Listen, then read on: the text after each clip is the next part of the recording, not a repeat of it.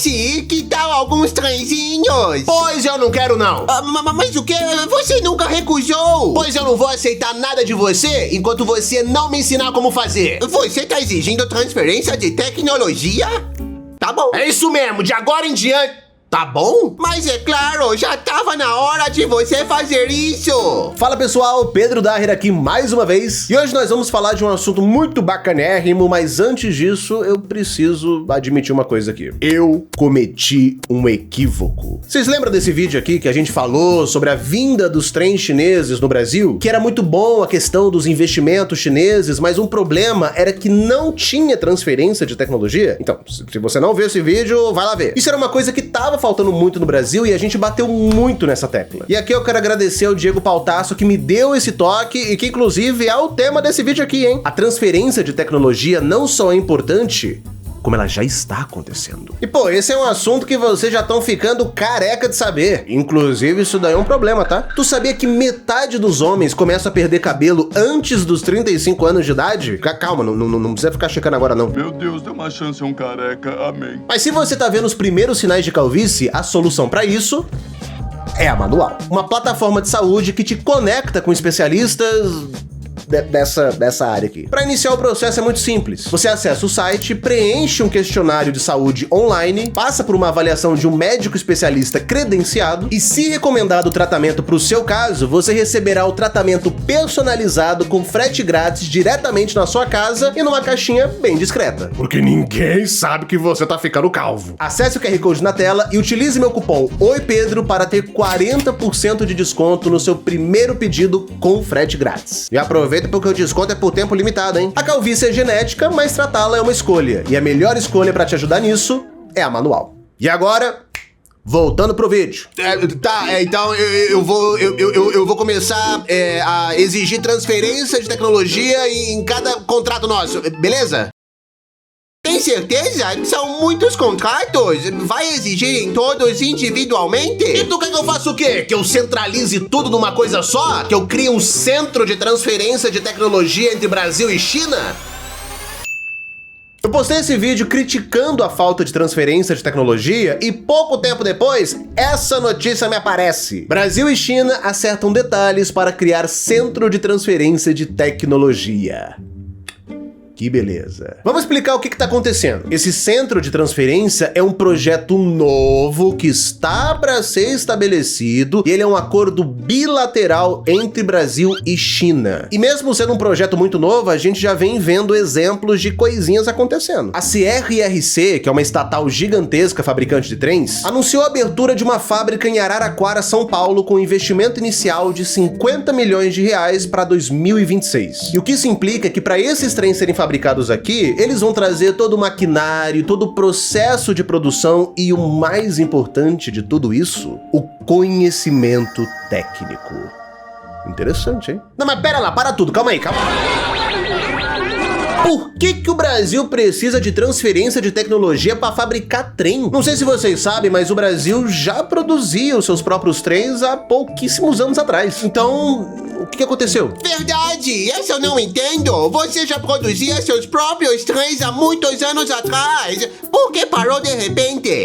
Pra fazer trem tem que ter indústria, né? E aí que a gente entra numa história muito triste. Vamos falar um pouquinho de história, porque é importante que a gente entenda o que causou a queda de toda a nossa indústria. O Brasil produzia muita coisa própria, inclusive os seus próprios trens. Uma dessas empresas que produzia esses trens era a Mafersa. A Mafersa fazia transferência de tecnologia com a Bud Company desde 1957. Só que o problema começou a aparecer ali pelos anos 80, quando a Bud Company para de produzir os seus trens e é comprada pela alemã ThyssenKrupp. E com o passar do tempo, os contratos com a Mafersa são encerrados. Tá, mas a gente já fez a transferência de tecnologia, a gente já sabe como produzir. Sim, correto. Mas para você ter essa tecnologia sendo produzida em território nacional, você precisa de uma cadeia de produção industrial. Calma que eu vou te explicar. Por exemplo, o governo brasileiro encomenda trens e a Mafersa entrega. Para isso, ela precisa comprar o aço que vem da CSN, que também é brasileira. Junto disso, ela começa a comprar outros componentes de outras empresas no Brasil e assim por diante. E no final do dia, com esse investimento do governo, você cria uma cadeia de produção industrial.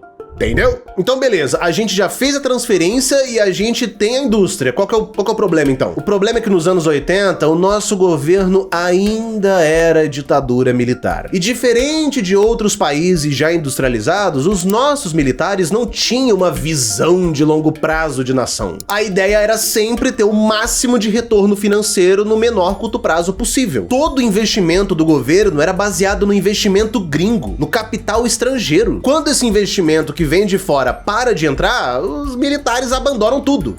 Que foi o caso da Maferza. E essa é a lógica do neoliberalismo, tá, gente? Se não tá tendo lucro agora, então por que continuar? Outro fator que contribuiu para nossa desindustrialização foram as dívidas acumuladas pelos militares. Você já ouviu falar no milagre econômico? Isso aconteceu entre 68 e 73, onde o Brasil teve um crescimento espetacular, teve investimento pesado na nossa infraestrutura, teve muito desenvolvimento pra lá e pra cá, e que não sei o que lá. Só que esse milagre se deu porque os militares pegaram empréstimos. E não era qualquer empréstimo. Eram empréstimos bilionários, com B de bananada. E nos anos 80 a conta chega e os militares começam a tirar dinheiro de tudo que é canto, inclusive da indústria, para poder pagar o milagre deles. No ano que acabou a ditadura militar, a nossa inflação chegou num pico de 231%. Ei, que quadra legal da história. Outra coisa que contribuiu para a desindustrialização do Brasil nos anos 80. Vocês já entenderam que essa época aí não foi legal pro Brasil, né? Com a industrialização perdendo o foco, o agronegócio começa a ocupar esse vácuo. Não só na economia, como também na política. É criada a Frente Parlamentar Agropecuária, que hoje é conhecida como a Bancada Ruralista, e são criadas leis que incentivam o agronegócio, como a Lei Candir, que a gente já falou aqui trocentas vezes. A Lei Candir fez com que o agronegócio ficasse isento de imposto na hora de exportar os seus produtos in natura. Ou seja, se você vende o limão, você não paga imposto. Mas se você vende a limonada, aí você paga. Deixou de incentivar a indústria e passou a incentivar os commodities, que é o que a gente é hoje, um grande exportador de commodities. Aí vira um problema, né? Do que adianta fazer tanta transferência se não tem indústria pra receber essa tecnologia? Ué, então investe nisso. Quê? Você quer que eu invista na indústria? Literalmente sim.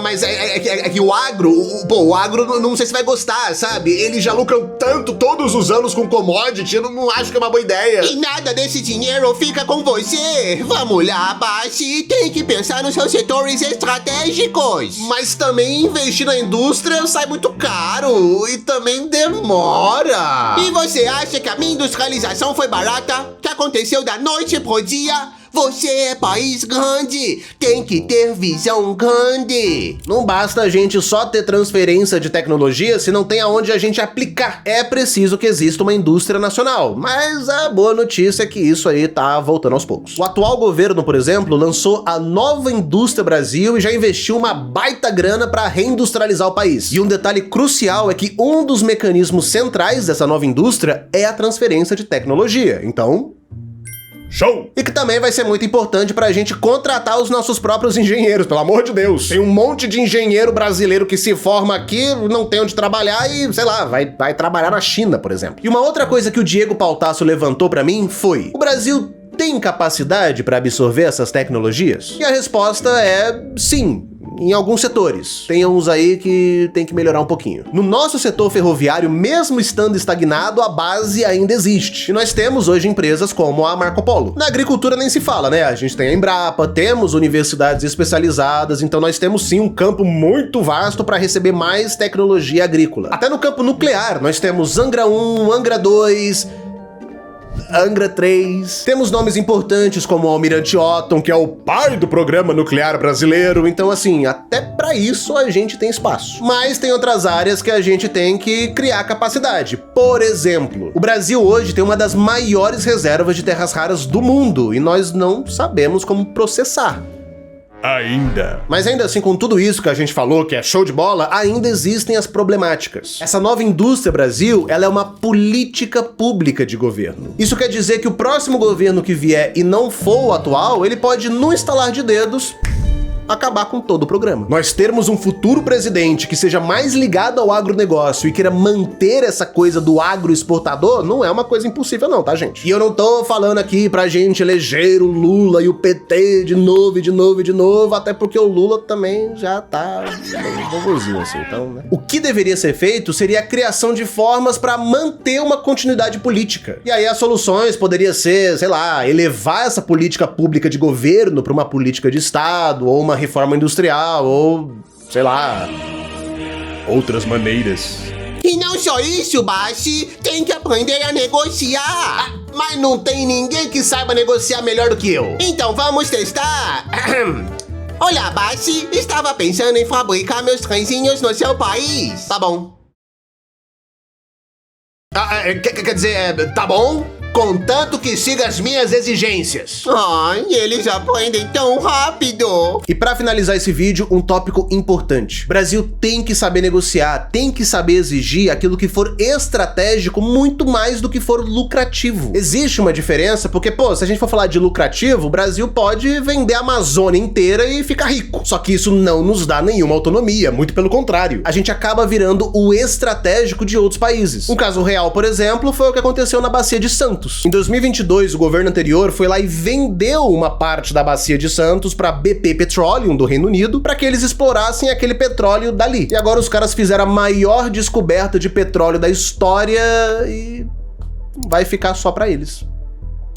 Compensou? E é de novo aquela mesma lógica neoliberal. Nós vamos nos vender totalmente, mas isso vai deixar uma meia dúzia de empresário multibilionário. Que legal. A visão de um Brasil estratégico é dizer, eu não quero apenas ficar produzindo carros estrangeiros aqui. Eu quero aprender e fabricar os meus carros nacionais também, meu filho, pelo amor de Deus. O Brasil é um dos países que mais se fabrica carro no planeta e nós não temos uma marca genuinamente nacional. Que saudade da Gurgel. E nós temos barganha para negociar tudo isso. Pô, o Brasil tem um mercado consumidor de 212 milhões de pessoas. Vai produzir aqui? Vai seguir as nossas exigências. E o que o Brasil tem que focar, na minha opinião, é isso aqui. Exigir transferência de tecnologia como condição para o acesso ao mercado brasileiro. Joint ventures, que são quando empresas estrangeiras são obrigadas a fazer negócio com empresas nacionais. E investimento público constante. Pô, encomendar trens nacionais, uma forma de você criar uma cadeia de produção industrial sem ficar precisando do investimento que vem de fora, meu Deus. Capacidade de profissionais tanto especializados quanto técnicos e garantir a continuidade. Reindustrialização é um processo de décadas e não de mandatos. Tudo isso tem que sobreviver às mudanças políticas. Se fizesse uma revolução, não teria com o que se preocupar. Mas enfim, acabou o vídeo. Se você gostou, deixa aí o seu comentário, o que você achou, o que você acha que deveria acontecer nesse Brasil. Qualquer crítica também é sempre muito bem-vinda, até porque ela sempre deixa esse conteúdo cada vez mais lapidado. Então, tamo junto. Tem muito assunto pra falar ainda, a gente vai ter mais coisas aí de acordos entre China e Brasil que a gente não falou ainda e são bem interessantes. Mas logo logo a gente volta com tudo isso. Muito obrigado a você que chegou até aqui e considera apoiar a gente lá no apoia.se/oipedrodaher e a gente se vê numa próxima. Um beijo no coração e fui!